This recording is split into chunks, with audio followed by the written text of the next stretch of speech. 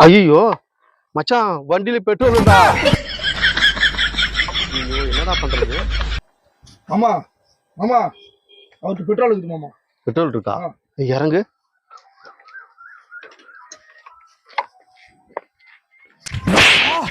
அப்புறம் ஏன்டா அடிச்ச? அவர்கிட்ட போய் மன்னிப்பு கேளு, மன்னிப்பு கேளு. அண்ணா நீங்க வாங்கண்ணா, வாங்கண்ணா, நீங்க உட்காருண்ணா, வாங்கண்ணா, உட்காருண்ணா, வாங்கண்ணா, உட்காருண்ணா. நான் விட்டுறேன்.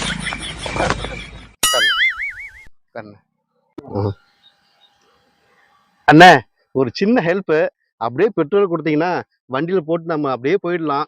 பெட்ரோல் இல்லண்ணே, இது யூரின். அது அண்ணே டாக்டர் செக்கப்புங்க, அது யூரின் கொண்டு போயிட்டு